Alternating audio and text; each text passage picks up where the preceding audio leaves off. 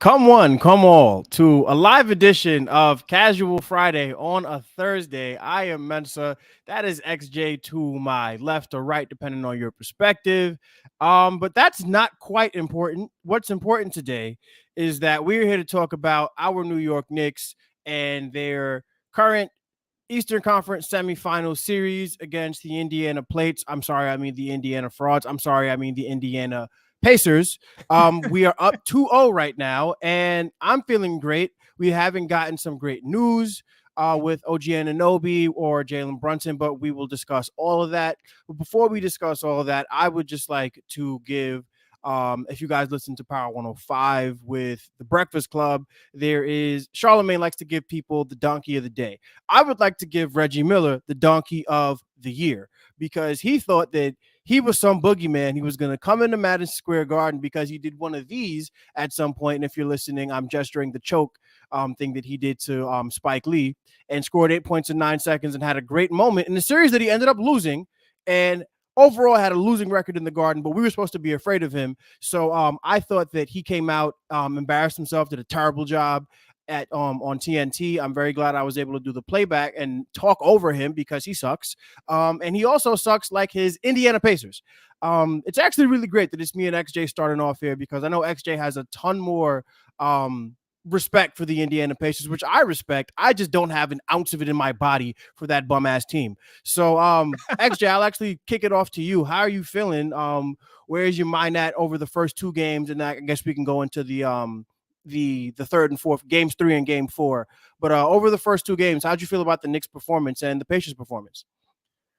Well, first I want to say I'm always Team Mensa, so I have much more of an allegiance to you, Mensa, than I do to any Indiana Pacer that exists or will ever exist. So I want to start by saying that. I appreciate that. As far as where I'm at, I mean, how can you not be happy? The only things that you have to not be happy about are injury concerns. Injury concerns are the only thing that, as a Knicks fan, you can not be happy about. Everything else is great. Everything else is perfect. The Indiana Pacers, defensively, this looks like the Atlanta Hawks. This looks like this looks like, I don't know, the early season Charlotte Hornets. Like, this looks like a terrible defensive team, and the Knicks are completely exploiting them. They don't look like they're ready for playoff basketball defensively at all. They can't handle simple coverages. They can't handle simple actions. They can't guard anyone. They don't even know how to cheat off of Josh Hart correctly. Like, it's just a mess. There's just a complete mess out there. They can't box out. So, I mean, they look pretty cooked. The only thing that could save them is, like, if somehow, I'm not going to say the only thing that could save them because I don't want to put any of that energy out into the air. So, yeah, I feel really good. I feel like the Knicks can have OG take some time off to rehab and heal that hamstring up, and they should still be able to take care of business. I mean, I don't see any threat or any challenge here with the Indiana Pacers unless something drastically changes when they go back home. So I feel really great. I appreciate the Reggie Miller slander. Reggie Miller was terrible. TNT was terrible. I can say that as a Knicks fan. I could also say that as a objective third-party viewer. It just didn't make any sense the way that they tried to cover it. It was bizarre. And I hopefully they don't have NBA games anymore as NBC does. That's all I'll say about that. Yeah. Well, hopefully we do get back the NBA on NBC because that was premium content. As opposed to where the NBA has kind of gone in terms of just more of a reality show than like actual basketball takes. So hopefully they get back in there and can change that. But who knows with the landscape today? One thing I did want to touch on is a guy that you were very big on as the New York Knick, who has arguably been the best pacer in this series, Obi Toppin. I didn't appreciate the dunk, but outside of that, he's been awesome. And TJ McConnell as well has been great. They've been 1 and 2 of the best players on the Pacers so far, but they can't get in the game in the fourth quarter. I think that's a much bigger deal for the Pacers than any foul that they thought was called. Your team has given up 130 points to the bones of the New York Knicks and Jalen Brunson, and you're worried about 70, however many plays. Pretty embarrassing for Rick Carlisle, and I think he is embarrassing himself. It's interesting the tone that he changed from game 1 to game 2, how it just he went from, we can't focus on that to now we're focused on actually everything that went wrong. It's night and day, and it's embarrassing for them. And it seems to be in line with what Nick Nurse was saying, because he was complaining about the refs every single game. It was embarrassing. So these coaches, they clearly can't get their heads around, the Knicks being a better team. And that's just really where I stand over the first two games. The Knicks have not played their best basketball. I think the Pacers have played pretty well by their standards. They're not a good defensive team. They're a good offensive team. The New York Knicks have been able to basically keep everybody like from getting what they want, and the Pacers have sort of been able to control the agenda. They've been able to control the pace, but the Knicks have not played well. The Knicks probably have better basketball ahead of them if everybody gets healthy. But with TJ McConnell specifically, so I really want to talk about TJ McConnell getting into Deuce's head, just being, in my opinion, the best point guard on the Pacers in this series. How do you feel about like what TJ McConnell and Obi Toppin have been able to do, and Rick Carlisle's lack of strategy, or strategy, if you want to call it that, with regards to his rotations? The Carlisle rotations are bizarre to me. They seem to just be a mess. I don't really understand it. Clearly, TJ McConnell is his best option at the 2 guard, or a guard next to Tyrese Halliburton. It's actually been that way all season. TJ and Halliburton on the court together is probably their best lineup. So I really don't understand what's happening here. It doesn't make sense to me. TJ was also hounding Jalen Brunson. We heard Jalen Brunson give TJ a lot of respect after the game as well. I don't really have a reason. Like, I can't even come up with a hypothesis for why TJ McConnell's not in the game at the end of the game. I actually don't. I don't know. I tried to think about this. I'm like, okay, there's got to be a reason. Rick Carlisle is a great coach. I genuinely think he's a great coach, although obviously annoying with the complaining. And I will say about the complaining, I think the complaining is just trying to get calls in their favor, trying to bring the dynamic of getting the referee, the officiating advantage back into the Pacers' favor, because they need every advantage they can get. They're just clearly outmatched, in my opinion. So they need every advantage they could get. So I don't really begrudge him too much for doing it. It's definitely annoying. It's definitely whiny. It's definitely like just bothersome to hear, but he's got to do what he's got to do. As far as his rotations, he needs to do what he got to do about that. I don't really understand it. Obi Toppin has been, if not their best offensive player in the series, at least one of their two best offensive players in the series so far, and throughout the playoffs as well. Like, he's been incredible for them. Shooting, he's not even shooting his best from 3, but has been so dynamic for them, like in transition, even rebounding. I mean, we talk about Obi Toppin's rebound. It's funny. Who is a leading Pacer in defensive rebound percentage for the entirety of the 2024 playoffs? Obi Toppin. I figured it would be him. He's just doing a little bit of everything. So I just don't understand it. Why are you not playing your players who are most impactful in crunch time at the end of the game? I couldn't figure it out. So it's a gluttony of errors that are happening on the Pacers side. A lot of complaining. Their defense looks like a mess. It looks like it's worse that I've seen it. And I watched a lot of Pacers games. Here's what I'll say. The Knicks scored on a 100 possession basis against the Pacers in the most recent game, 141 points per 100 possessions. The last time the Knicks scored that much or that efficiently in a game was March 27th against the Toronto Raptors, who we know basically had no one in that game. They were not trying. They weren't trying and had no one in that game. And then before that, it was January 27th against the Miami Heat. They're so bad. They're so bad defensively. It just looks silly. They look like some clowns out there. And, another select few words that I'm sure you'd have for them, Mensa. So I don't really know what's going on over there. I'm not too worried about it. Hopefully it continues, because then the Knicks can win without OG Anunoby, really without anyone, as long as Jalen Brunson's on the court. So that's where we're at. So I do have an answer for you as to why it is being, why they're doing stupid things. They are doing stupid things because they are losers, bums, bozos in a flyover state.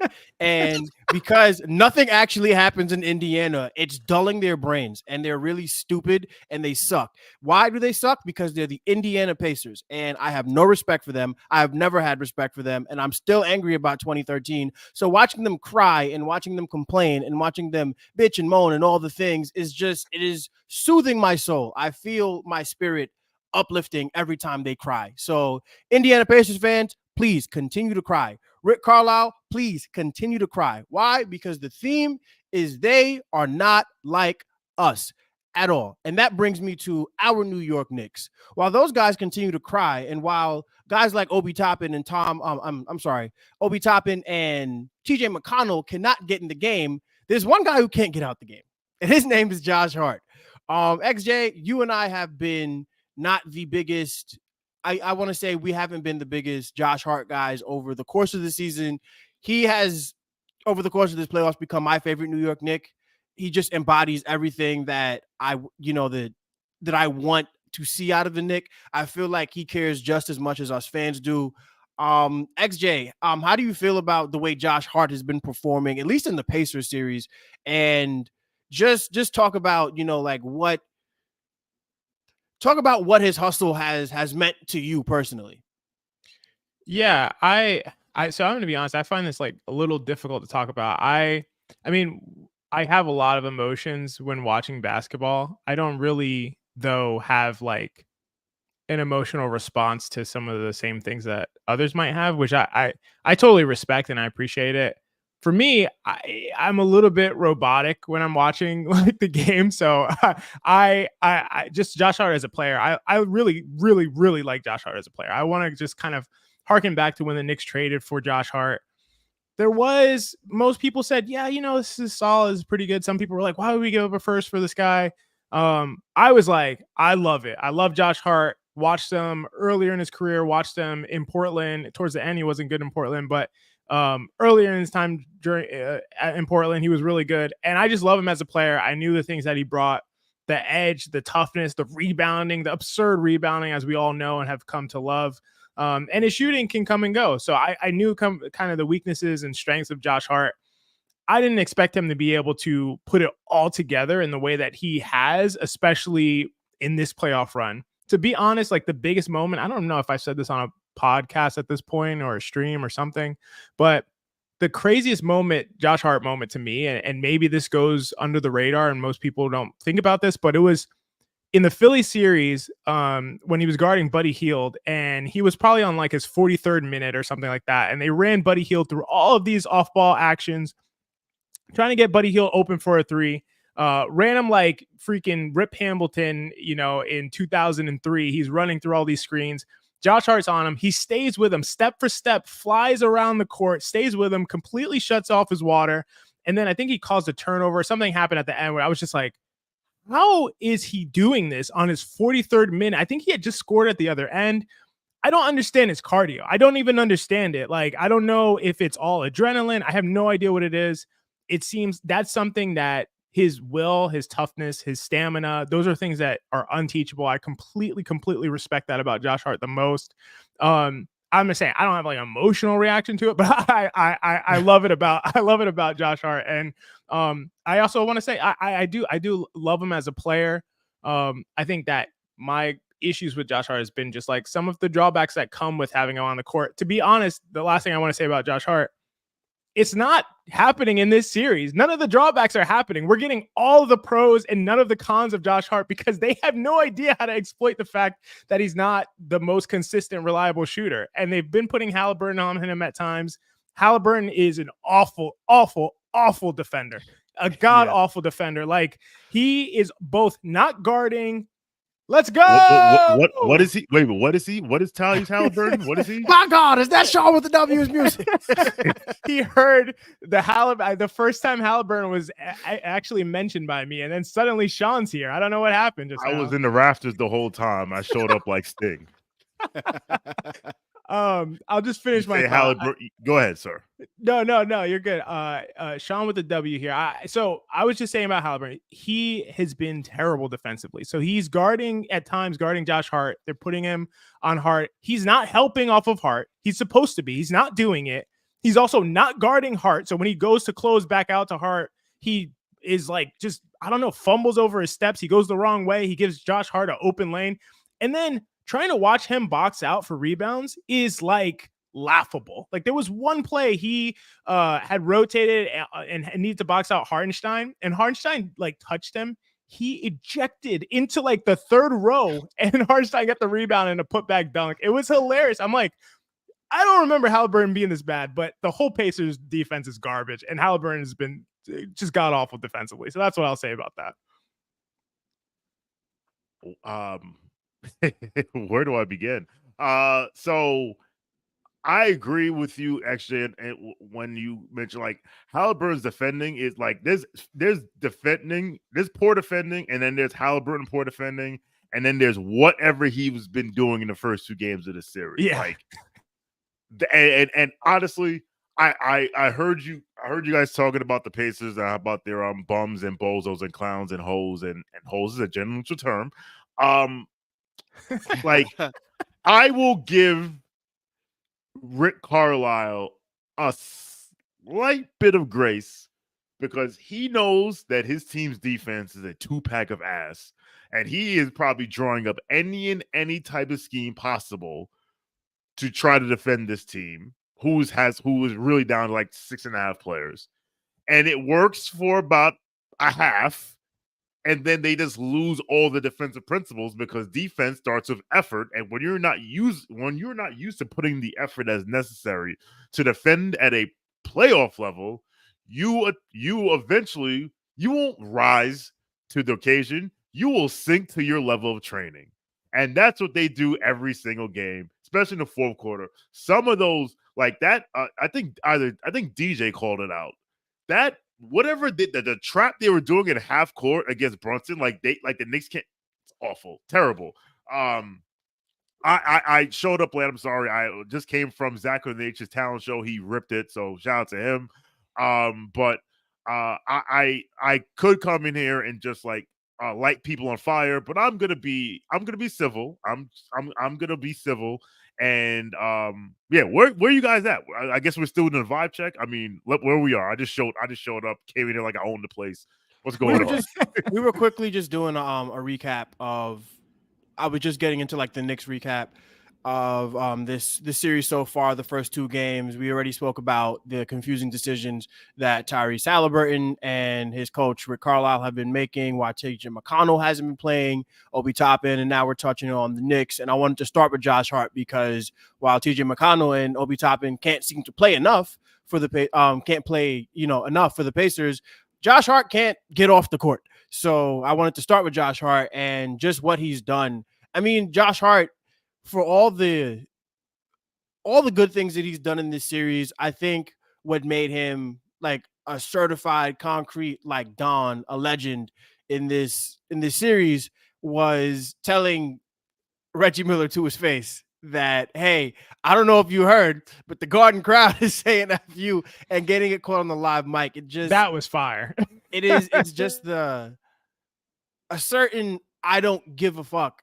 I'm sorry for cursing here, but there's just a certain, like energy that comes with being a New Yorker. And that moment there was just like another like solidifying moment for Josh Hart in his New York persona, that he's somehow he feels like one of us in a way that prior Knicks have not. And the way he doesn't quit, the way he continues to fight, the way he continues to reinvent himself.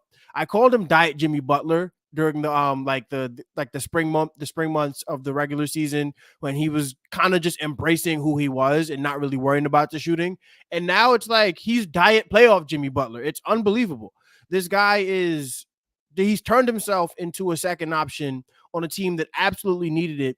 and he did it in a way that's very authentic to him. He's not, jab stepping and trying to create offense for himself in the half court. He's doing it by pushing tempo. He's doing it by grabbing rebounds. He's doing it by being the back-breaking defender and back-breaking rebounder that defenses and offenses alike hate to see, because he just has more energy than you do, and it's almost unfair. But his body, his mentality it wasn't formed, overnight. He didn't just turn a switch on in the playoffs. This is what he's done throughout the season. He's always been, an energizer bunny. And one thing that I think is important is he admits that he's not a great practice player, which is probably why he's not a good shooter. Because when you hear about all the great shooters like JJ Redick and Steph Curry, and you hear about their practice regimens, Josh Hart's the exact opposite of that. And he can't be, because if he practiced the way he played, he would probably never make it through a season. He'd be like a crash dummy.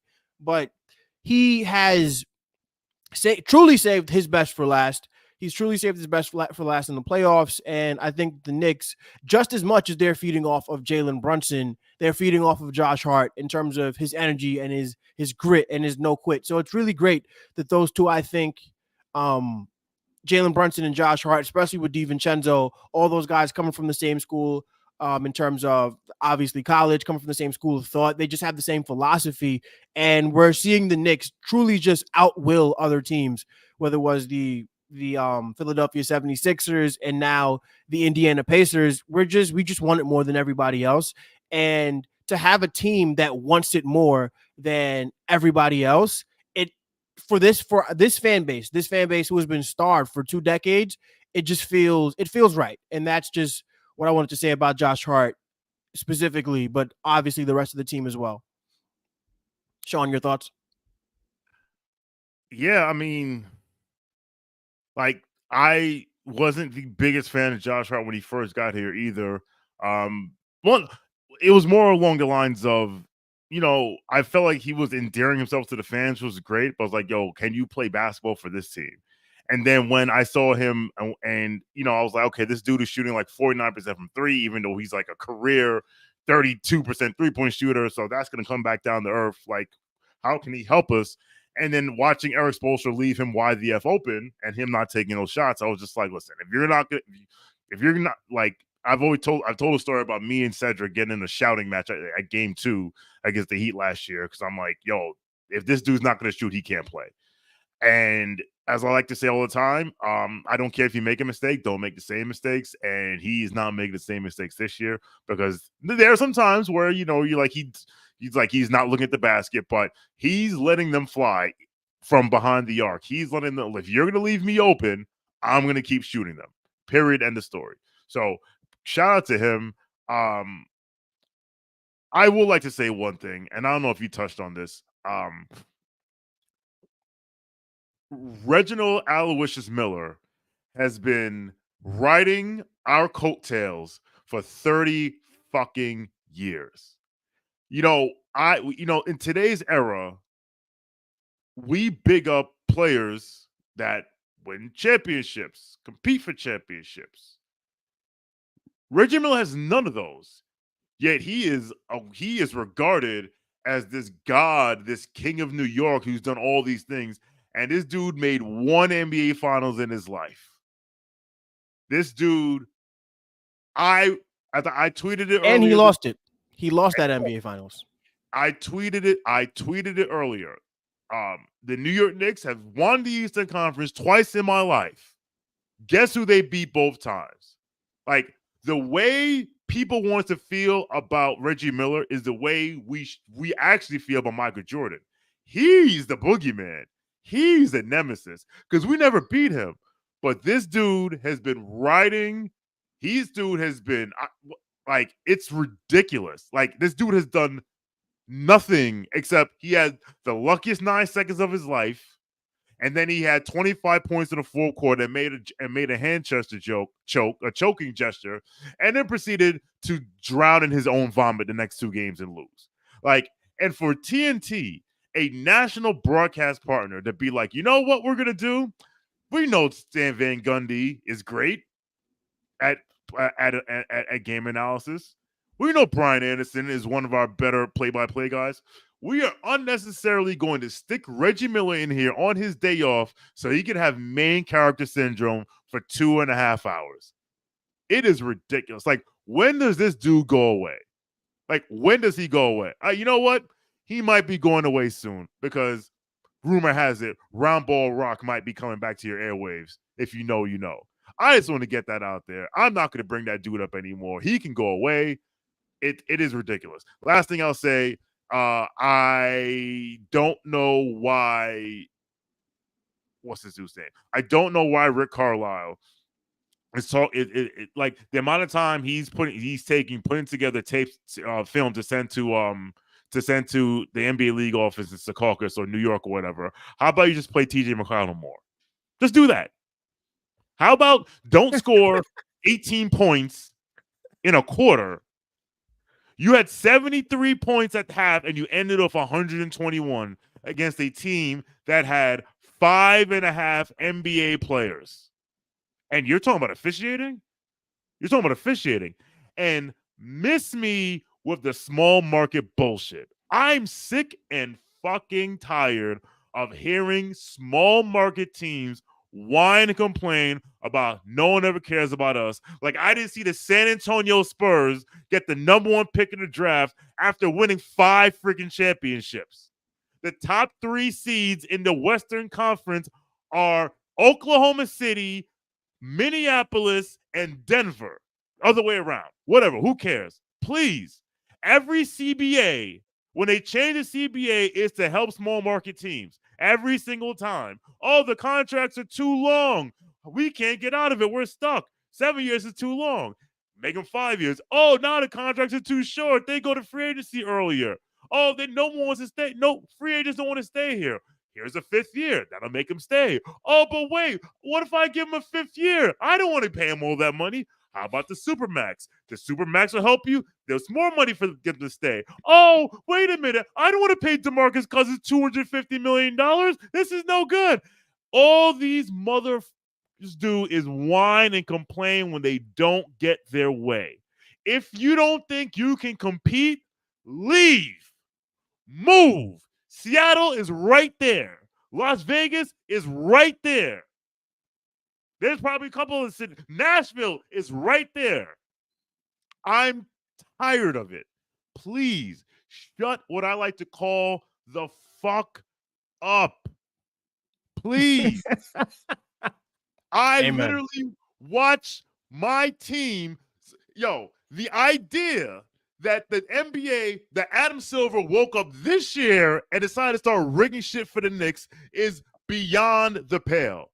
I watch my team have the worst record in the league and get the 3rd pick in the draft. I watched my team have the 2nd worst record in the league and have the 4th pick in the draft. I watched my team. My team has not moved up in the lottery since 1985. But now they're rigging stuff for the Knicks. It's amazing. The Knicks can be frisky. The Knicks are frisky for 2 years, and everyone loses their minds. No, we can't have this. No.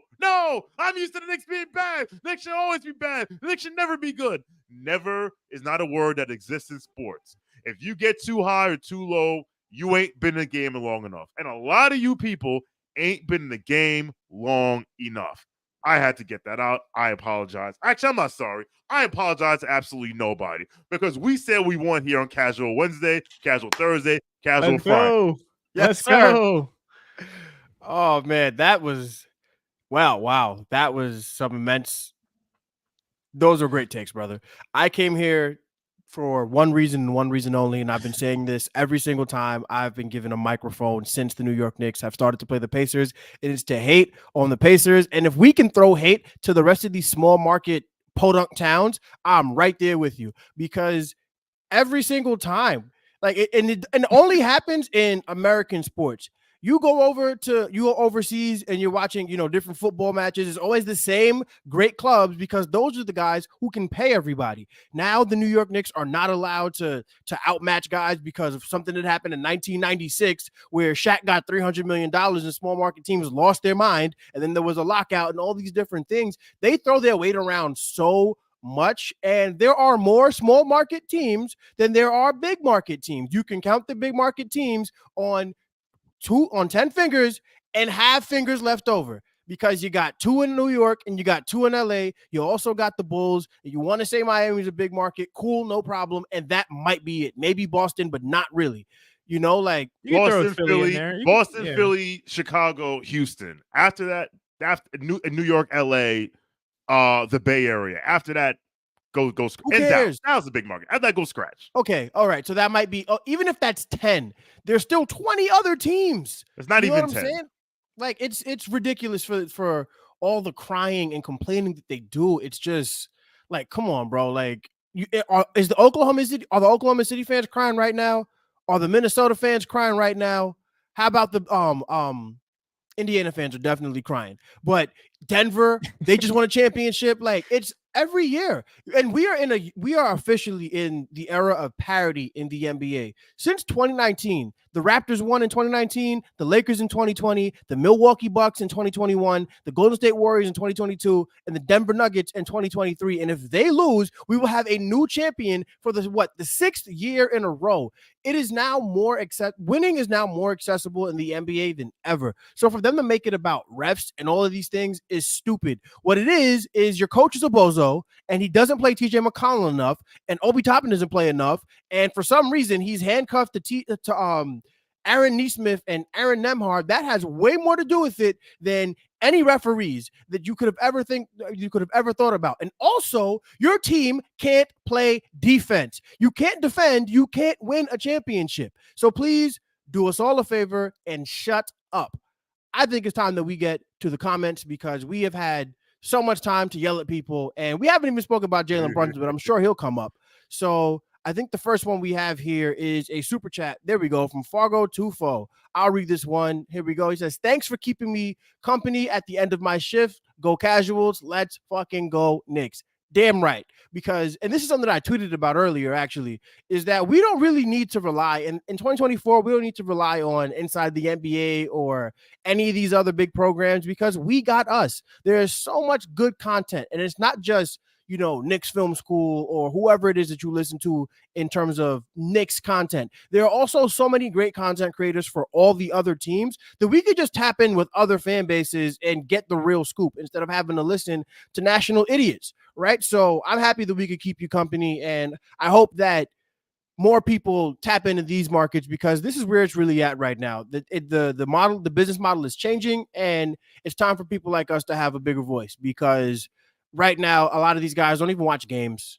They just say what comes on their mind and what their interns tell them. So if you want to be in the trenches, we in the trenches right there with you. So let's go Knicks. Guys, Shaq the other day was saying about how he's covering this Oklahoma City Thunder Mavericks series, and he said about Aaron Wiggins, that guy's pretty good. I've never seen the kid play before. Aaron Wiggins shot 49% from 3 this year for the Oklahoma City Thunder, who is the second best record in the West, maybe in the league. What? You never seen the kid play before? He's in his 3rd year and is a very important piece for a championship contending team. These guys are just, it's true. It's funny because Perk said it. These guys don't even watch basketball. It's bizarre. It's bizarre to me. I don't know what's going on, but it's a crazy world. So I definitely discount anything most of these guys say about the Knicks. Is just completely irrelevant. And you're totally right, Mensa. It's just a different business model right now. It's a different model right now. You can consume, people who actually know what they're talking about, and we aren't stuck with these people. So that's the great part. That's the great thing. You said it all. Like, these guys don't watch games. I actually got into a back and forth in one of the group chats I'm in, because it was like, but you're gonna miss Inside the NBA when it's gone, and it's entertaining and it's a laugh. I'm like, as I tweeted earlier, the people who love like we talk about, there are people who love basketball. They love the NBA, but they don't like basketball. But you know what they love? Inside the NBA. That is appointment television for them. They don't like that. They don't like basketball, though. That's the other story. All right. And with that Thank being you, said, Fogo. Yes, they sir. not like us. So we can move on with that. Move on. All right. XJ, you got this one. Buzzer beater. Great question. A question we all need to know the answer to. Who will sub for OG? OG Anunoby is ruled out already for game 3. We'll see if he's able to play again for the rest of this series as long as it goes on. Who knows? If it goes on 4 games, I doubt we see OG Anunoby. Who will sub in for OG Anunoby? My hope, despite, a rough, mostly rough performance from Deuce McBride, I hope that he does get the nod. I think he's earned confidence to kind of work through some of the challenges that we've seen him have, guarding TJ McConnell to some extent, being a little bit shaky with his ability to knock down shots early in the series. I think that it would be great to have him out there, build his confidence up. The Knicks are going to need him in the next round. I'm reluctant to look forward. It's difficult not to with the way that the Indiana Pacers have played. But the Knicks are going to need Deuce McBride. They just are going to. And depending on what level OG comes back at, obviously he could come back and still be kind of unhealthy, given a hamstring is not going to probably fully heal within 1 or 2 weeks. So he's just going to be an important component moving forward in this playoff run for the Knicks. And with that in mind, I think it's a great opportunity to build his confidence, to get him out there and say, I trust you despite what people are saying from the coaching staff, saying, I trust you despite what people are saying. You got cooked by TJ McConnell, this and that. I don't care. I'm going to throw you out there and I'm going to let you guard TJ again and knock down shots and play ball and do everything, all the Deuce McBride things that we've seen him do for the entirety of a whole season at this point. So to me, that's the guy that gets the nod for me. I don't know what you guys think. I mean, I'll just say, I know who it won't be. It will not be Mr. Alec Burks. And that's kind of my only contribution to this conversation. You've said everything else that needs to be relevant. So I think knowing who the head coach of this team is, it wouldn't surprise me if Precious started game 3. So you'll have the look on SJ's face. I can't hide it. So it'll I think it will be. I think Precious will start. I think you'll see a lot of Deuce, obviously. I think you will see. I'm feel confident that one of Alec Burks or Shake Milton will see some time, even if it's the Malachi Flynn Memorial minutes at the end of the first half. And I honestly, listen, he sees them in practice. I don't, but I don't feel like Shake Milton is a Victor Cigar garbage time player. I feel like especially against these ass clowns who can't defend anything. Shake Milton can provide some extra minutes, but the answer to your question is nobody, because OG Anunoby is arguably the best wing defender in the NBA. We ain't got another one on those guys on the bench. We don't. It's not gonna be Charlie Brown. It's not gonna be Daquan Jeffrey. So the answer is no one. But I think you'll see Precious start, and he has to. And watching the playback last night, people were very, very Benji was very, very upset at some of the things Precious was doing yesterday, and understandably so. So, thank you. I just want to say real quick, just to tag on to that. Let's not forget, towards the middle of the season, when the Knicks were running out that lineup of Brunson, McBride, DiVincenzo, Josh Hart, and Isaiah Hartenstein, and in 331 possessions, that lineup was a plus 33.1 points per 100 possession. 100th percentile in the NBA, completely and utterly dominant on the offensive end, and a high-level defensive team, also still completely crashing the boards.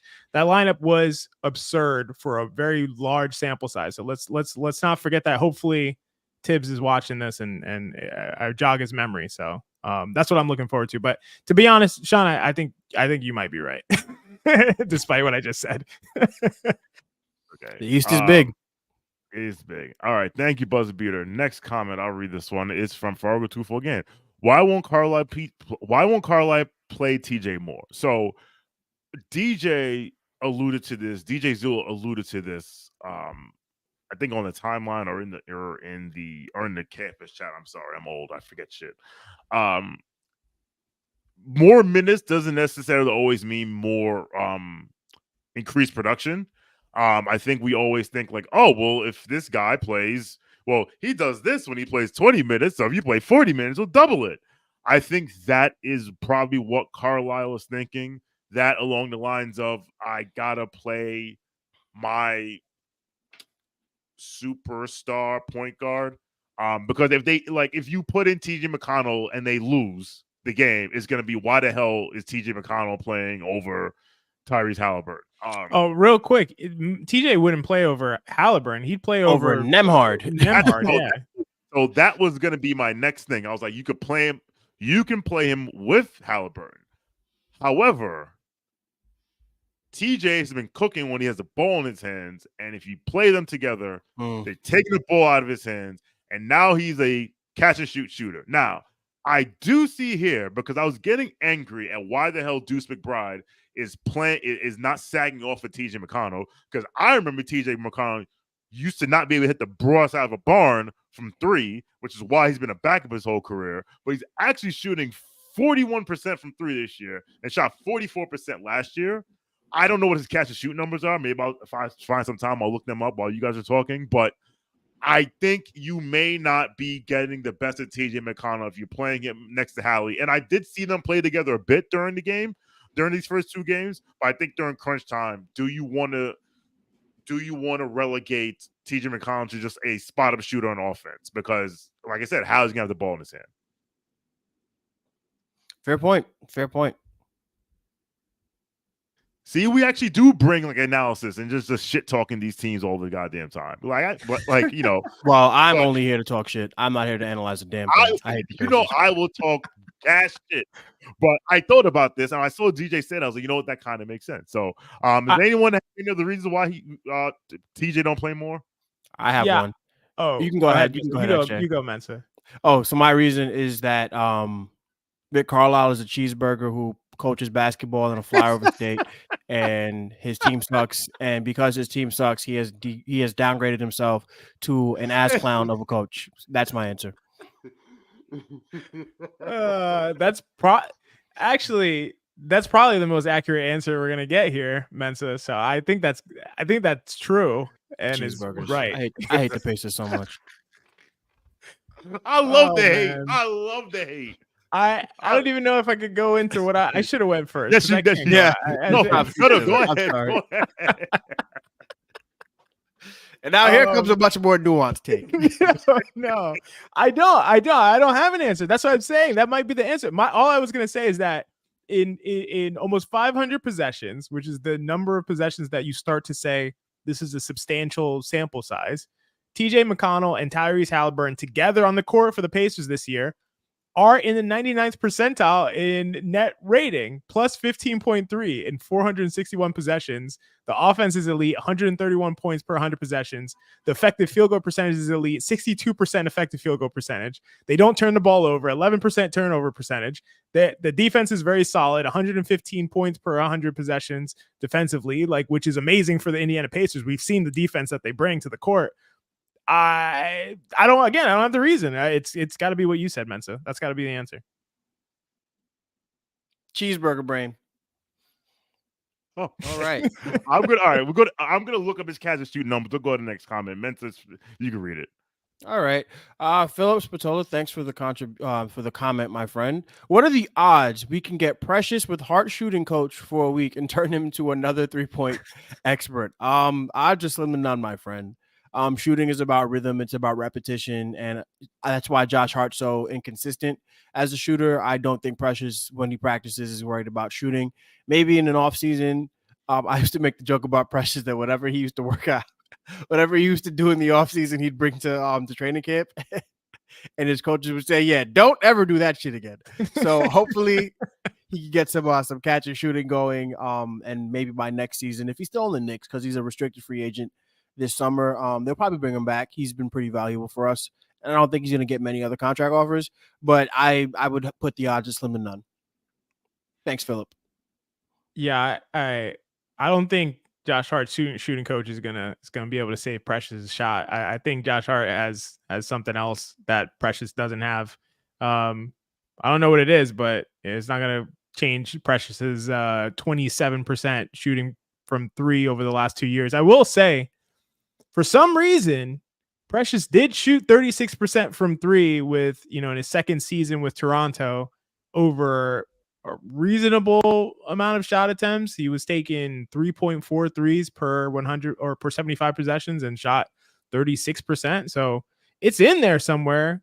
His free throw percentage has always been bad throughout his career. So, I mean, to be honest, I don't want him working on his shooting. Don't worry about the shooting, Precious. Just work on the things that you can do at an elite level, which is, your switchability and rebounding. And those are the things that he needs to focus on. And those are the things that he needs to bring while Mitchell Robinson's out. Those are what we're going to need for him. And to be honest, the other thing I'll say about Precious, he's a really good player and should be theoretically for this series against Indiana, where you can do a lot of switching and he could switch him on to Halliburton and not really worry about getting burned to the rim. And again, I hate that I'm doing this. Looking forward, he is a good player against the Celtics, who want to play 5 out as well. And, Kristaps probably be healthy by the time, we get to that Eastern Conference finals.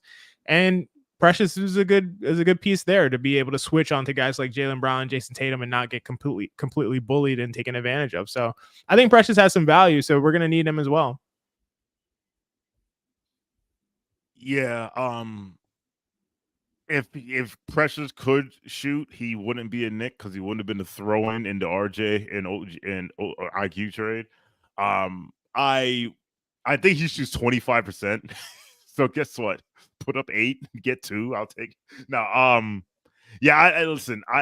If he could, if Precious could shoot like 30% from three, like 31% from three, like in this series, like we'd be like, oh shit. But I don't think it's gonna happen. Speaking of shooting. I found TJ McConnell's catch and shoot numbers this season. So the bad news is, or for us, is that he is a 39% three-point shooter on catch and shoot threes. However, he's taken all of 28 of them this season. So clearly he's just not comfortable doing it. So that's probably why you're not really seeing that. But interestingly enough, Hallie is a 41% catch and 41.8% on catch and shoot threes. So maybe you give that McConnell run and then because Hallie didn't want to do it. He didn't want to move anyway. So I don't know. But I think that's probably, I'm just guessing it's probably the catch and shoot numbers for McConnell. If you can have the ball in his hands, that's just not his thing. All right. Thank you, Philip, for your question. Next, we will go to XJ here. Oh, wait a minute. All right. I feel like Mensa should have read this one. From Richard Allen. Are those Knicks on bench all unplayable bums? If so, who is at fault, Tibbs or Rose? That's a good question. I'm going to take that question seriously. The guys on the Knicks bench, are they unplayable bums? I guess we're talking about here Daquan Jeffries, Jacob Toppin, Alec Burks, Shake Milton, Jericho Sims. These are the guys that we're talking about. Charlie Brown Jr. I guess, I wouldn't call them unplayable bums. I wouldn't use those words. Those sound like words reserved for when Mensa talks about the Indiana Pacers. But I would say they're just not up to snuff to play in a intense, playoff series in the Eastern Conference semifinals. I honestly am fine with Alec Burks playing a few minutes. Again, if he's spotting up, get him off the ball, and I'm okay with him playing. I'm okay with Shake Milton playing a few minutes. I do think he can penetrate and get into the lane a little bit, and that would be some advantageous, creation that he could serve for the Knicks. And I think those two guys are good enough to do something against this Pacers defense in particular. It was just terrible. So I think they could, those two guys could play a little bit. The rest, I wouldn't really have any confidence in playing really any number of minutes. So I don't want to say they're unplayable bums, but I think they're probably not really playable at this point. Yeah. So on Twitter, my display name is Mensa, comma Context Warrior, and I think I need to go to war for some context really quickly. The guys that we're talking about, the ones that XJ just listed, we got to understand Julius Randle out for the season, Mitchell Robinson out for the season, Bojan Bogdanovic out for the season, OG Anunoby not playing. Alec Burks is mentally in Cancun until further notice. So basically, 5 of the 10 guys that you were relying on, like mostly in February, the guys that you wanted to build your team around, 5 of those guys are out, which means that players 11 through 15 on your roster you're now relying on. And if you have to rely on players 11 through 15 during the Eastern Conference semifinals, you're probably not going to have a good time. I don't think they're unplayable bums. I just think that anybody on anyone's roster, players 11 through 15, have no business playing in May, late April, June. So I think that's really just what it is the Knicks have been damaged by injuries. And if you want to blame Tips for that, cool, but I don't blame anybody for it. Nobody has, okay, first of all, like, no one has 5 guys. No one has players 11 through 15 who should be getting minutes, because you know what happens? They end up on other teams. Like, what you're seeing, Richard, is it's called attrition. Like, there's only but so many like NBA players that are going to get regular rotation minutes on a roster. Like Benson just said it. Like, we're missing 5 rotation players. 5. Not 1, not 2, not 3, not 4, 5. Like, you think Denver's 12th man is nice? Like, you know what it is? You know what it is? Because we see the Heat dig up somebody from Publix and then turn him into Cody Martin or Caleb Martin. I don't remember which one it is. Look at me going all Charles Barkley. People, well, the Heat could do it. Why can't we? Like, dog, we're down 5 rotation players. Like, that's it. Don't tell me about Jericho Sims. Like, don't tell me about like, oh, well, this guy played well in summer league. Come on, man, be better. Be better. This is an untenable situation for every team in the league. No team is going to lose 5 rotation players and say, oh, well, guess what? The 13th guy that we drafted in the second round, it was the 59th pick. We're going to put him in to play 35 minutes. He's going to give us 20. That's just not realistic. Like, please. So let's just say the Clippers lost 1 rotation player and they're out of the playoffs. You know what I'm saying? Like, it's tough. It's tough around the league. The NBA is very competitive, and you just can't be relying on your third string basketball players. Thank you, Richard. Next question is from Buzzer Beater. Mensa, you can read this one. It's for you. All right, Mensa, why were you not a Josh Hart fan until now? I think, to quote my good friend Sean with the W, Josh Hart problems aren't Josh Hart's fault. It's the coach that relies on him so heavily. A lot of it for me was Josh Hart did not need to play 30, 35 minutes a game on this roster because it was talented enough that he could be like a 22 to 28 minutes per game basketball player. And the shooting, he kind of just didn't justify it. So it got a little frustrating.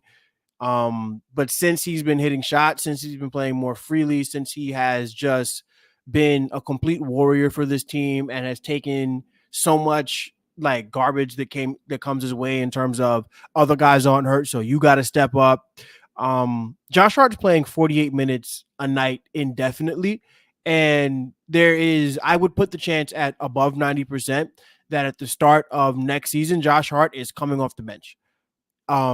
Which is where he should be, but for what he's done, he does not deserve that. He deserves like to have his name written in stone in the starting lineup for what he's done for these Knicks, but he just has no ego, and he's really, really, I want to say, changed the narrative around him in 5 months faster than anybody else has, because a lot of it was, why are we playing Josh Hart? We should be playing RJ Moore. We should be playing Quickly Moore, or whoever it was, right? Josh Hart was just taking minutes from everybody, and it felt like, hey, maybe Dante's only playing 22. Why is Josh Hart playing? However, it was frustrating. And in the NBA, you really don't want to be playing more than one non-shooter at a time. And if your non-shooter is going to be your center, pretty much everybody else has to be able to shoot. And Josh Hart, for a little while, he was playing a little bit. It was a little bit of Ben Simmons to his game where he was just reluctant to shoot, and that was frustrating. So that's why I wasn't the biggest Josh Hart guy. Always appreciated him, but now he is a savior in the city, and I can't say any. I can only say good things about him going forward because of what he's done over the last month in change of basketball. Thanks, buzzer beater. Well said, sir. Next up, CT Pittman, and thank you for the generous contribution. CT says, shout out to the casuals and my player hater of the year, Mensa. Listen, I'll say this and I'll say this and I'll get your thoughts, Mensa. We as a society are so fixated on calling people haters that we shy away from either calling people out or, more importantly, just not liking something. I don't gotta like everybody. Like, I saw people on the timeline say, like, why are we booing Obi Toppin? Why are we booing him? Once a Nick, always a Nick. Yes, once a Nick, always a Nick. And I like Obi Toppin, and I will cheer him next year. But right now, when I'm playing you in the playoffs in that uniform, hate. Period. End of story. Sometimes you gotta hate on the dude. Sometimes, try it sometime. It makes you healthy. I promise you. It will purify your soul sometimes. Because if you don't get the hate out, it just stays in and it builds up. And Mensa understands this. And actually understands this too. Actually is way more nuanced than we are. And he's better at keeping it trill than we are. But there's hate in there too. I've seen the hate come out. Sometimes you gotta hate on somebody. So all you gotta do is say Evan Mobley, and the hate comes out.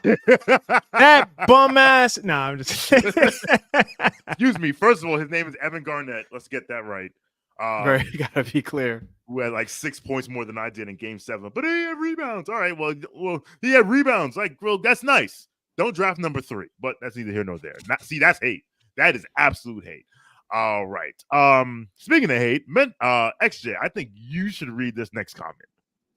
Let's go. Dirty Dancer. What up, Dirty Dancer? Good riddance to TNT, bad comedy, and horrible ambassadors of basketball. I agree, Dirty Dancer. I just think it's so trite at this point. Like, it's just, these guys are not good ambassadors of the game. It's not something I super concentrate on, but I just tangentially am just aware of it. And they're just not. Like, they hate. We're talking about hate. These guys are hating on people who are their contemporaries and also like the new generation of players who were in their shoes, who are in the shoes that they were in previously. And not only that, they don't even watch the games. Like, it's just, I know we mentioned this earlier, but you can't just not watch the games. I know they're used to doing this because, Charles Barkley and these guys will go over to CBS and cover the March Madness tournament every year, not having watched probably a single college basketball game. And it's all entertainment. It's all about, but it's like, don't mask it under analysis. Don't act like you know the game super well. Don't act like you have insights and your opinions really carry a ton of weight. They don't mean anything. You're just there for entertainment. You're just there to like try to make people laugh and fail at it for 70% of the audience. So I won't miss TNT at all, honestly. Like the way that they cover the game, I thought they were doing some cool stuff when they had their B squad come, with Candace Parker, even though, obviously she said some annoying things in the past, but, I liked Candace Parker and Crawford was good on there at some points, D Wade for a little while. Like those other people that they were bringing in, they were much better than the squad that they have out there. But overall, I just won't care for it at all. I'm interested and excited to see who they bring on NBC and hopefully we get a little different of a vibe. And I think that's what we'll get if that happens. Yeah. Not a fan. I mean, I feel like inside the NBA went down when they hired Shaq. I feel like they had a really good vibe, and then Shaq kind of, with his main character syndrome, being the most talented player there, he kind of, and then Shaq and the Fool for a little while was like bullying. I think that's really where it went down. But hey, you have a good run, and then your time runs out. I agree. I think when Shaq first showed up, it was like, okay, it's cool, it's funny, whatever. I think I said earlier that inside the NBA was the perfect blend of entertainment and analysis, and then they just started leaning more towards the entertainment, And I actually believe the beginning of the end was the whole JaVale McGee thing when they just put him on Shaqtin' a Fool every single week. And it was like, all right, this isn't even that bad. You're just picking on JaVale McGee, which is funny because Shaq is the same person who like Ernie Johnson called him out for being late to Inside the NBA. Wouldn't talk to him for a week because his feelings were hurt. But whatever. True. That is a true story for those who do not know that. Look that up. It's in the Inside the NBA documentary. All right. Mensa, I know you have to head out, so I'm gonna throw this next question to you. All right, here we go. John Larry, thank you for the question, my friend. Says, just joined now, so if I missed it, my bad. But do you guys still think we win the series with all the key injuries? I still do, but no, it will be tough. This is actually the perfect question for me because as self-proclaimed Pacer hater number one, I absolutely think the Knicks will beat this bum-ass team. This sorry excuse for defense, this sorry excuse for a rebounding team, this sorry excuse of a point guard by the name of Tyrese Halliburton, who's cool, but one of my favorite rappers ever, Jay-Z, once said, I'm tired of hearing about rappers that got skills. He's all right, but he's not real. That is Tyrese Halliburton. He's all right, but he's not real. And the New York Knicks have Jalen Brunson and Josh Hart, and that's all we're going to need to beat these guys. Is it going to happen in 5 games, 6 games? Will it go to 7? Who knows? But the New York Knicks will absolutely beat these bums because they're the Indiana Plates. They look like cheeseburgers. They suck. And Tyrese Halliburton thought it was cool to wear black shoes with a brown belt. And if his father's not ashamed of him, I am ashamed of him for his father. And that's all I have to say about that. That's awesome. Yeah, I don't have anything to follow on that. So I'll say this. January 27th, which as far as I'm concerned, January 27th, 2024, which as far as I'm concerned is D-Day for the New York Knicks. That was the day we lost OG and Julius. Julius for the year, OG for 6 weeks till he came back. The Knicks went without these guys. They went, I think they hovered around 500. I'm trying to see how many games they won, but Basketball Reference is not cooperating, but whatever. So, with that being said, can they win 2 out of the next 5 games with this roster? That's what you're asking.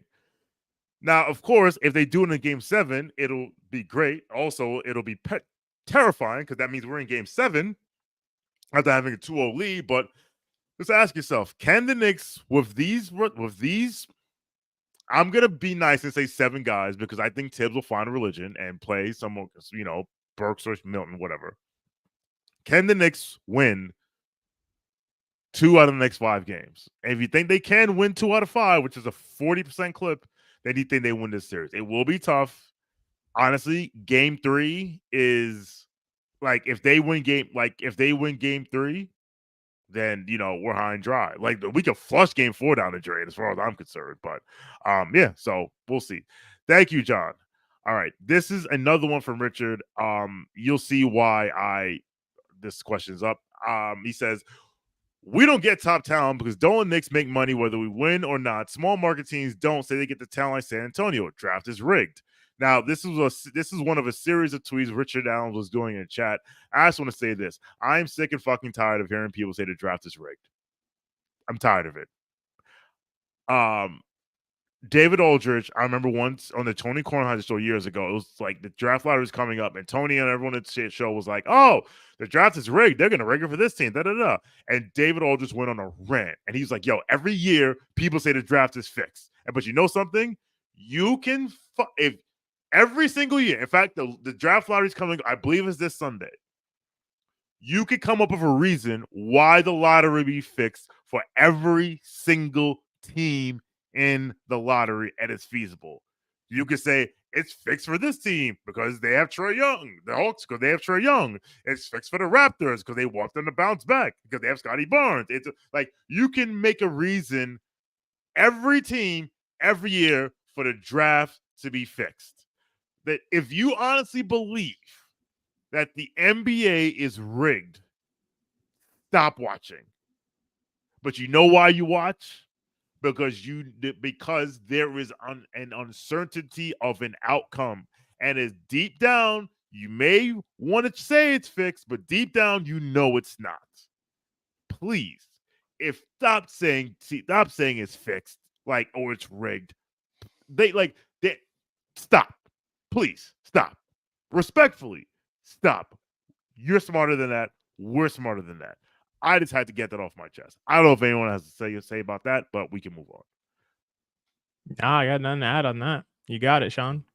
All right, Mensa, thank you for pulling up and covering for me for a few minutes. Any last words before you get out of here? Yes. There was a viral video that went around. I forgot who the athlete was. I think he played for like Florida State or wherever. And he had a tattoo that said LANK, and it stood for let a naysayer know. But sometimes you as a naysayer have to let the people that you are saying nay to know. So I say nay to the Indiana Pacers, and I will continue to let them know that they stink. Their franchise stinks. Their jersey stinks. Their superhero Reggie Miller stinks and has never done anything besides stink. And his only claim to fame was shooting a bunch of threes, and then Steph Curry lapped him, so he still stinks. He is known best for being second. He is a second place stinky loser, and I'm very glad that the New York Knicks fans let him know that he stinks. I'm very glad he got to watch his team lose because they stink. Tyrese Halliburton is a pyramid scheme assist getter. He stinks, and TJ McConnell is better than him, but his coach stinks and does not know that TJ McConnell is better than him, so he continues to allow his team to stink on his stinking watch. So screw the stinky Indiana Pacers, and I know that the New York Knicks are going to continue to wipe them clean, and we will be done with the Indiana Plates in short order. Thank you, guys. This has been awesome. I'm going to head on out. You guys, I know you're going to do a great job, but I had to get my hate off my chest, and I want to let everybody know sometimes it's good to hate because some people are deserving of your hate. See you guys. Mensa, much respect, Mensa. Big up to you, Mensa. Thank you. All right. Let's see. All right. What time is it? It is 8:42. Let's try and zoom through these so we can get out of here. Let's do it. Let's do it. All right. What's next? Oh, Dirty Dancer for comment. The only person who can stop TJ is Rick Carlisle. Absolutely. And then we have another super chat from Fargo Tufo, aka Alex, original Alex.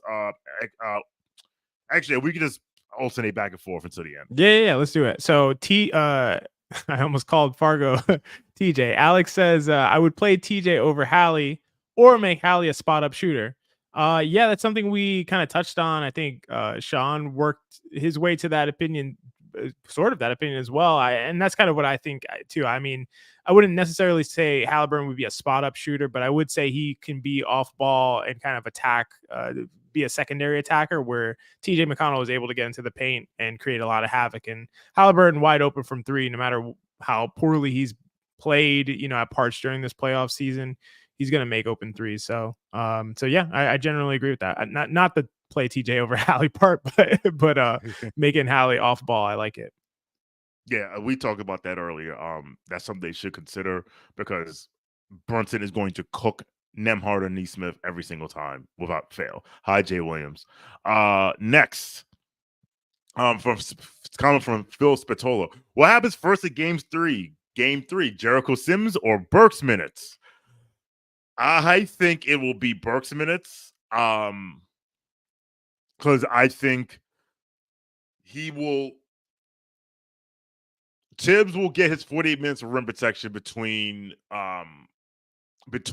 iHeart and Precious. So I don't think Burks sees the floor. I do think we will need, because it's not like, not Precious. OG's out, so we'll put Burks in it. So we'll put Sims in his spot. I think you'll see another ball handler, someone else who can do some of the ball in his hands before you see Jericho Sims. Your thoughts, XJ? No, I totally agree. I don't think we'll see Jericho Sims in this series. I'd be surprised if we do. I mean, it's possible, but I definitely think we'll see Burks. I don't think we'll see Sims. Mm-hmm. All right. Thank you for your comment, Philip. Next super chat for you, XJ. Chris Carter, what's going on? Appreciate the contribution. Not sure if you guys touched on this. My guess is XJ would start Deuce over Precious for OG. You are correct, Chris. That is what I would do. What do you think Tibbs would do versus what he will do? Great question. We did a little bit cover this earlier on. Sean, I know you thought that Tibbs would start Precious for OG. I said that I hope that he starts Deuce for OG. I don't think I shared what I think will happen. I think you're probably right, Sean. I think he'll probably start Precious for OG. That's how he'll start out.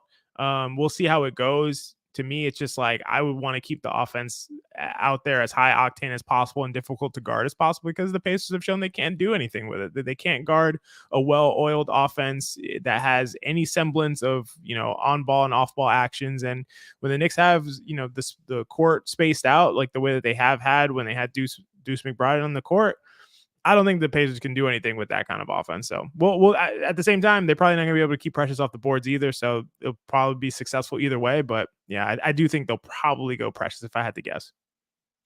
Yeah, we spoke about that earlier. Probably Precious. I wouldn't mind seeing Deuce start, or I mean, you're gonna see Deuce at the three lineups, I think, at some point in this series. So Brunson, Devo, Deuce, Hart, and either Precious or Hart. What I actually would like to see is if we run more of the offense through Hart as a facilitator, similar to what Tibbs did with Joakim Noah when he made him a MVP candidate. Because that may take some of the load off of Brunson. Although I think you need shooters to do. You need more shooting. I think if you're doing that and you have Precious in the game, that might be iffy, which is why you need to see Shake or Burks. Listen, I don't know what Burks' catch and shoot numbers are. I can look that up. I actually don't feel like looking it up. But I think you will see that lineup. But I think for Game 3 tomorrow night, you will see Precious in the starting lineup. All right. Actually, this comment is directed to you, so I'll let you read it. All right. Judah Benchart, appreciate the comment. XJ, I appreciate and use metrics and analytics, parenthetically, with plenty of eye tests and intuition to inform my opinions on basketball, but doesn't Brunson's performance last night and the contrast of, assuming there's another, yeah, there we go. The contrast of Halliburton and Brunson this series just show you how you can't only look at numbers. Yeah, so, I mean, I don't want to take too much time answering this. This is a good question, important question, I think. I would say, firstly, I don't think there's anybody who like only looks at numbers, who only uses analytics. Maybe there are some people. I'm going to say there are. I'm not going to say any names. Raising eyebrows, and so maybe there are people who do that. That is not like an appropriate use of analytics, to only look at numbers and not have any other way to analyze the game. Obviously, that just wouldn't make a ton of sense. So to clear that up, I definitely don't only look at numbers. But I don't use the eye test. I will say that I don't use the eye test. I think the eye test is too subject to biases to be super useful. I think if you're analyzing the game, you use data, analytics, the best tools that we have at our disposal, and you use film study. So film study can be anything as, looking back at particular plays, slowing them down, watching them multiple times, following film threads, from KFS that Benji, DJ, 99th Basketball, they all put out. All of those things are ways to be able to kind of analyze the game, see what's happening, try to dissect and understand what's going on.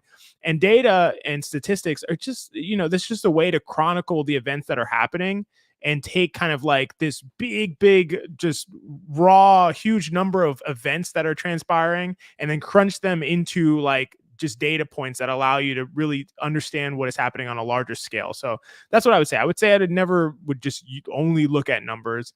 And I also just think on Halliburton versus Brunson, I just think that since Halliburton's injury, and I will say this, he just hasn't looked the same. He hasn't had the same burst. His shot making's been way below what it ever has been throughout his career. Defensively, I don't really have an excuse. He's been horrible defensively, and he's been worse than Jalen Brunson has been defensively. Even Jalen Brunson was last year. So I don't really have a reason for that. I mean, it could be something to do with it, but I just think that it's really tough to judge it based on what we've seen from him.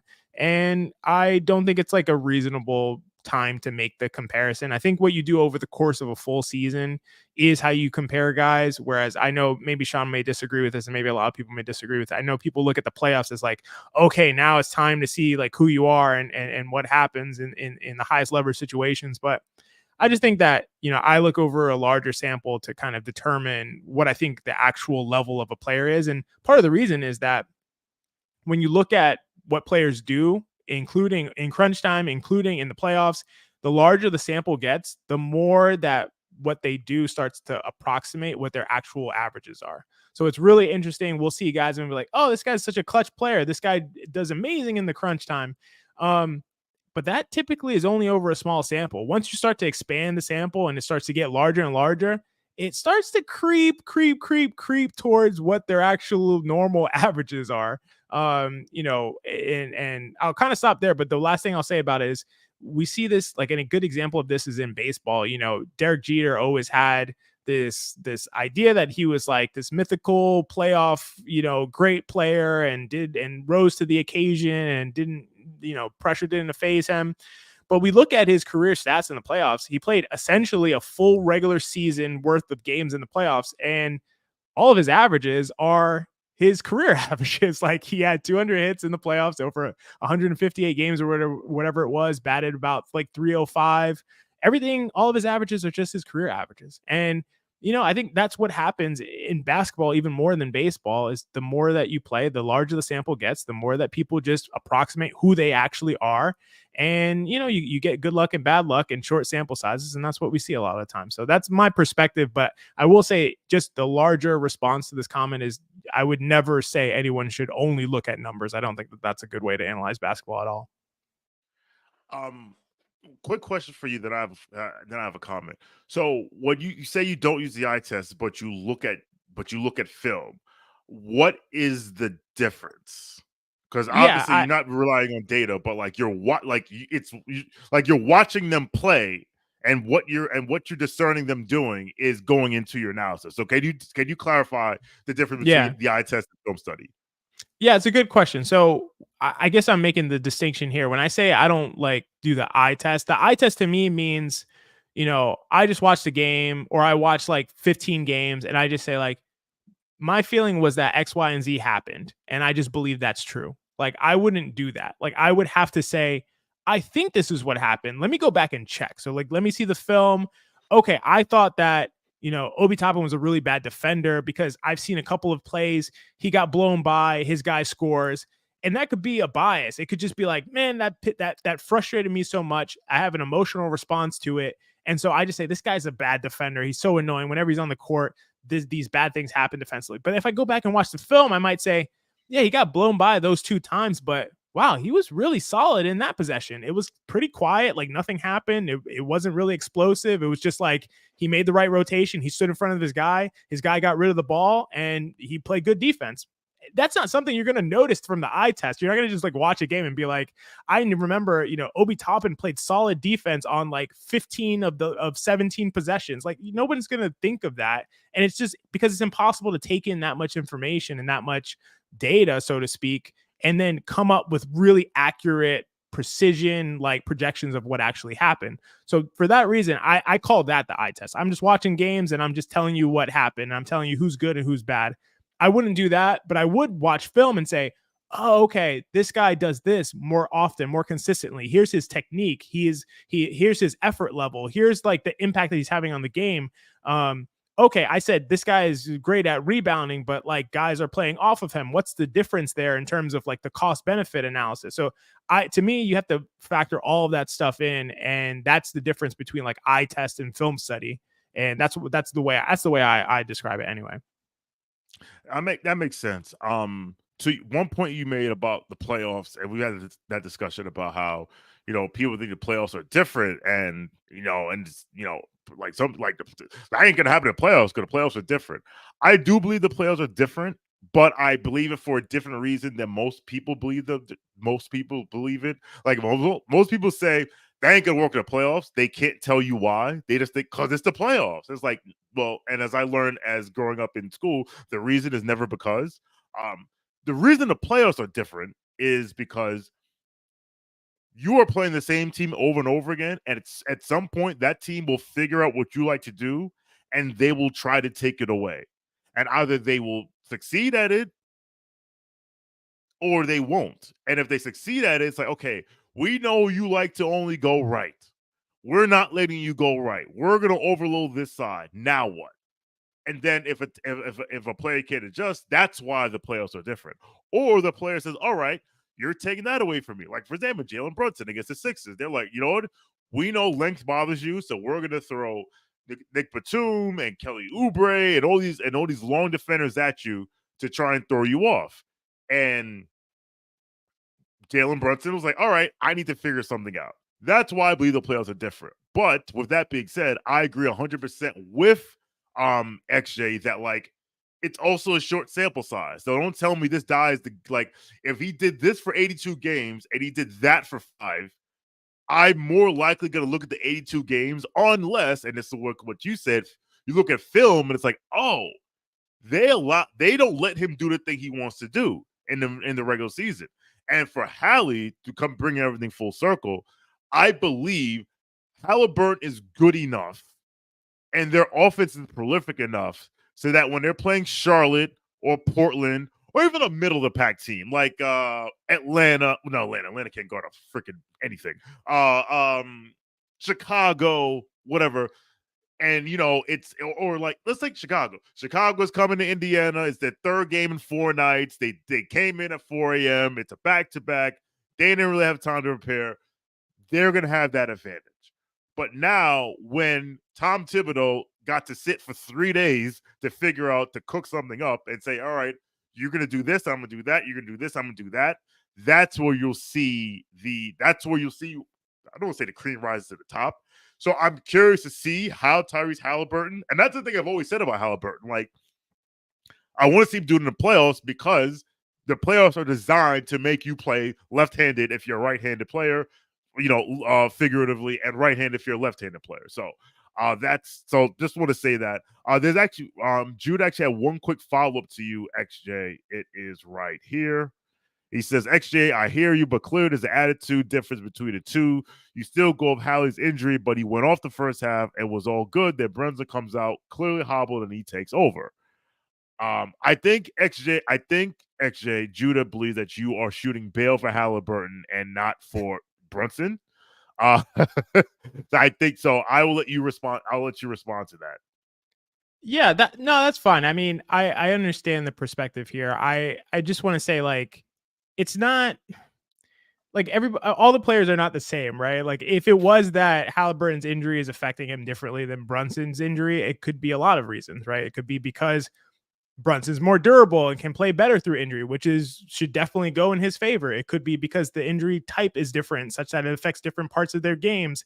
I just don't think we could like draw these concrete conclusions based on the X guy is injured and he played like this. Y guy is injured and he played like that. Like I think it's not as reductive as that, but I understand the perspective. I do understand the perspective.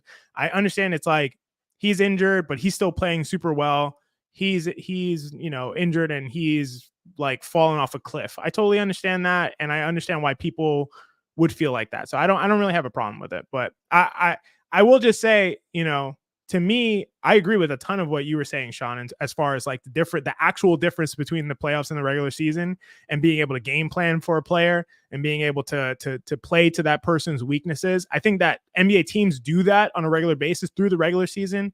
The difficult thing is they're not able to adjust from game to game. So like they may say Halliburton has this XYZ weakness, we're going to play him that way, but you're not able to play him that way. And then if he's able to compensate and adjust for it, then you readjust for it. That's like where the playoffs actually start to become different and be distinct from the regular season. I just don't think it's enough to like fundamentally change. Like in the regular season, this guy's an MVP, and in the playoffs, he's garbage. Like, I don't think it's enough to like to change the dials in that way.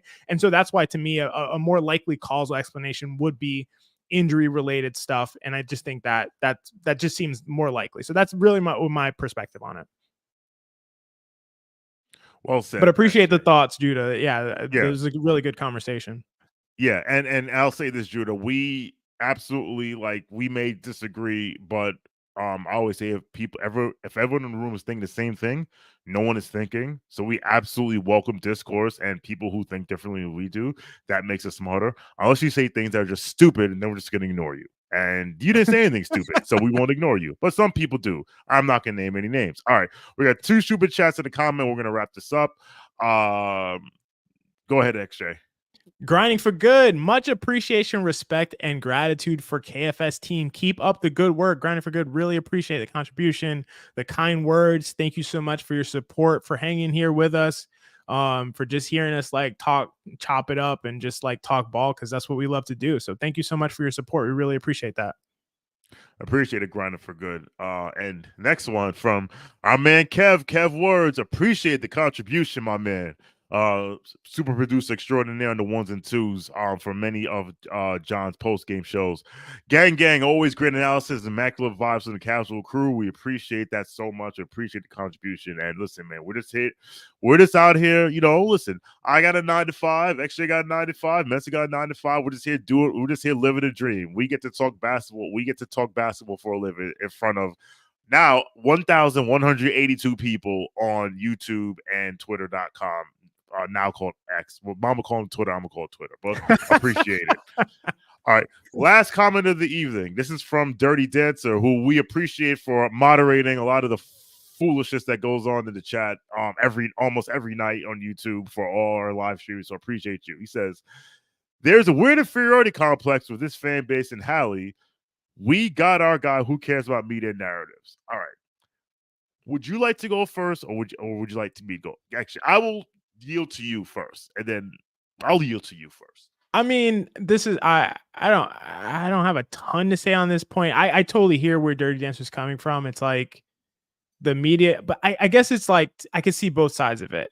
On the side of the media narrative being like affecting us, it does, after some time of just getting kind of like beat up and just hearing the same talking points over and over and over again, and having to sit through them and having to be kind of gaslit and told this and that. And I mean, look at the thing that we saw on TNT the other day. It's just absurd. Like that stuff is just really annoying. Like, I think it's totally valid to have an emotional reaction to that and be like, what the F, man? Like, nah, like, I'm not cool with this. This is so annoying. And I don't like these people for doing it. And it's just like, it just totally makes sense from that standpoint.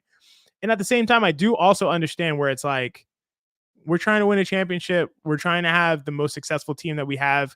We're big brother to almost everyone. This is New York. This is New York City. This is the everybody else has an inferiority complex around New York, New York being the best and biggest city in the world, and the lights being the brightest here. We have the best, the Mecca, everything that we have here is just incredible. And so, at the same time, I do understand where it could be like, could we just like look past this?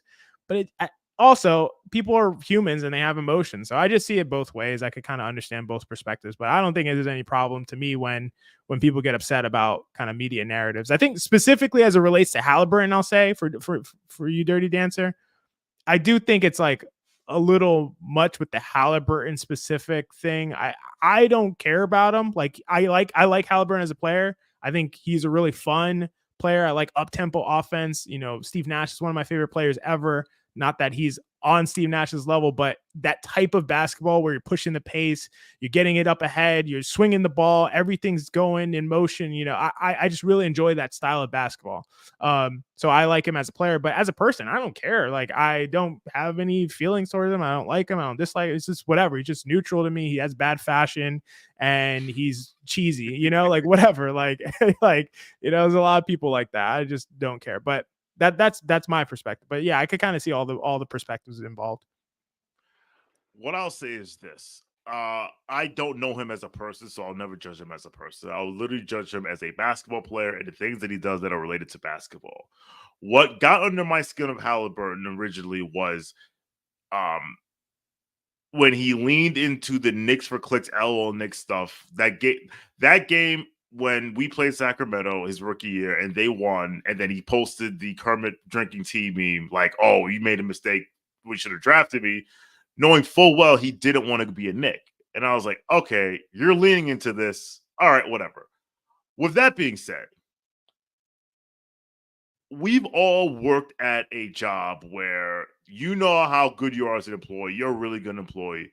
And that is that other employee who you know is not as good as you are, or you feel as if it's not as good as you are, but they do all the nice things. They say all the nice things. They shake hands. They kiss babies.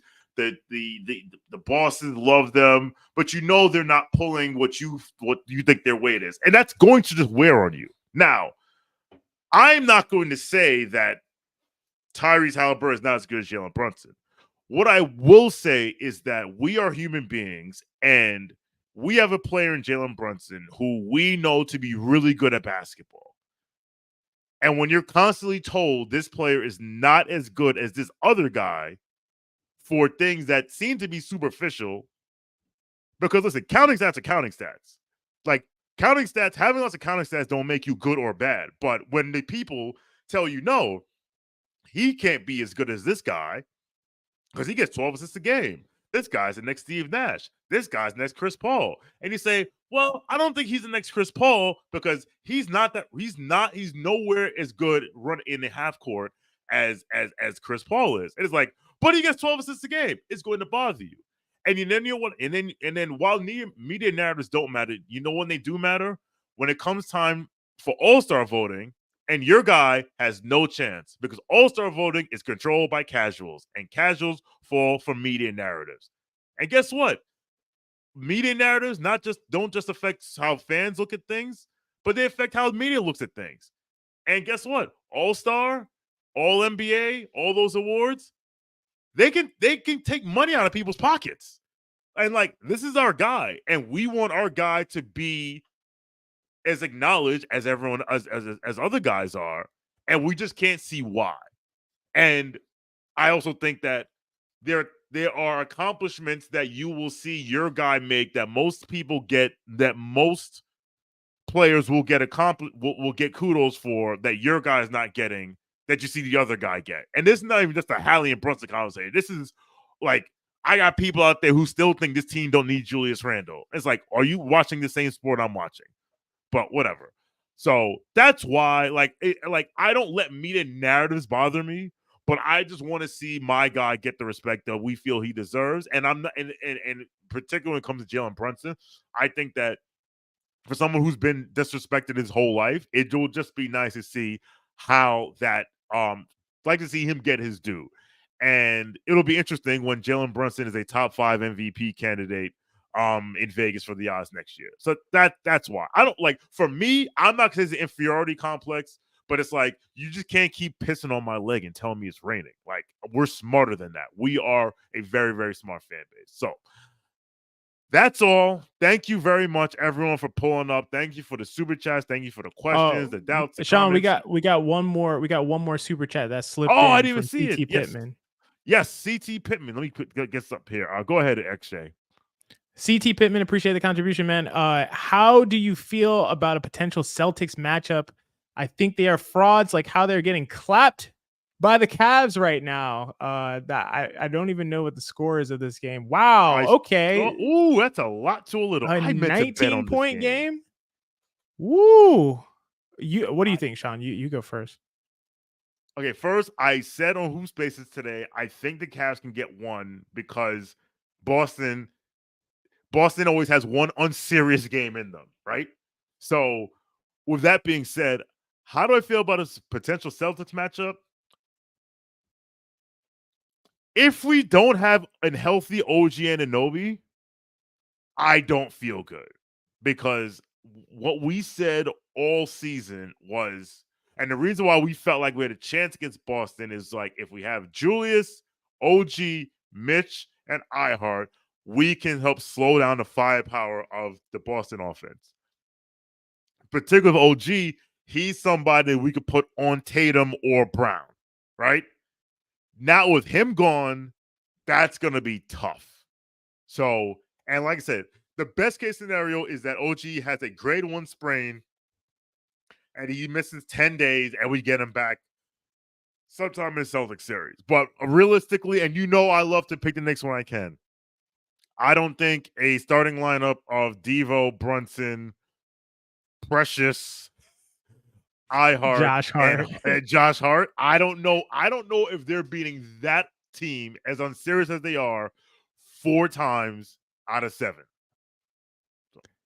Yeah, unfortunately I agree with Sean here. I think something that is easy to forget about Boston, which is they're going to have these games. They're going to have these games where they get blown out, where they don't score, and it's like, oh, they're vulnerable, they're weak. See, they're not that good. Boston is 7 of 30 from 3 right now. They're 7 of 30 from 3. They're subject to variance in their shooting. That's how they win games. Normally they shoot really well. And if you're based on 3-point shooting, you're going to lose some games sometimes. They got blown out by a terrible, terrible Miami Heat team. Terrible team. And then they destroyed them the rest of the series. Like, that's just, they're going to lose games like this. If the Knicks play, I'll say this, if they play Boston, they should be able to get 2 games. Boston's going to lose 1 game based on variance. And I think the Knicks can win 1 game just based on toughness and grit. So they'll at least get 2 games. We'll take it to game 6. And if we push it to game 7, who knows? But I at the same time, just realistically, this is going to happen with Boston. They're going to lose some games this way because their shooting's not going to click. We see Derek White is 1 of 8 from 3. How many times is that going to happen? And is that going to happen 4 times in a series? Like, it's most likely it's not. So yeah, I think that's just what it comes down to. At the same time, if OG is healthy, if he gets relatively healthy in time for that series, and then we have that version of the full strength Knicks with no Mitch and no Julius Randle. I even just saying it out loud, Sean, I'm like, damn, I don't know, man. That's tough. Listen, I'll wrap up by saying this. During the halftime Zoom yesterday, when we had no idea if Jalen was coming back, when we didn't know anything was going on, I said, for most teams, this would be the season from hell. And we would have been saying that in February. If February would have said, this is cooked, there's a season from hell, everything went wrong. The fact that now we are saying this might be a bridge too far in the second round of the playoffs with a 2-0 lead. Like, listen, I hate Boston. I hate the city of Boston. Like off the rip. If we lose to Boston in 6 games or even 5, I'm not going to hang my head, because if it's this version of the New York Knicks, because I remember 90. Everyone's been talking about 99. I remember 99. We got to the finals in 99, and there was nobody left. And Allen Houston, bless his heart, did the damn thing in game 3. We got game 3, and then we lost 4 and 5. At some point, there is a point of no return. I don't know if we're there, but if there's one team that I know will push that point of no return as far as possible, it's this one. So I'm just going to take 1 game at a time. Game 3 is tomorrow night. Let's see what we got. We have enough, and we'll go from there. We move. So, all right. Thank you, everyone. Thank you, XJ. Shout out to Mensa. Thank you for everyone who pulled up, who submitted questions and comments, who donated super chats. We always agree with your contributions. Tomorrow night, Friday night, game 3 watch party, T Squared Socials, 42nd Street between 5th and Madison Avenues in the city of New York, Midtown Manhattan. 3-minute walk from Grand Central. I assume that one of Andrew and Jeremy will be there. I unfortunately, you know what? Maybe I'll go. Let's see what it looks like tomorrow. But I'll see what's going on. But please pull up, have fun. Your first beer, get a free beer by saying KFS to a bartender. That's on us. We appreciate you. So pull up. Actually, no, I won't be there because they're having a KFS watch along tomorrow. I was gonna say, are you bailing on the watch party, Sean?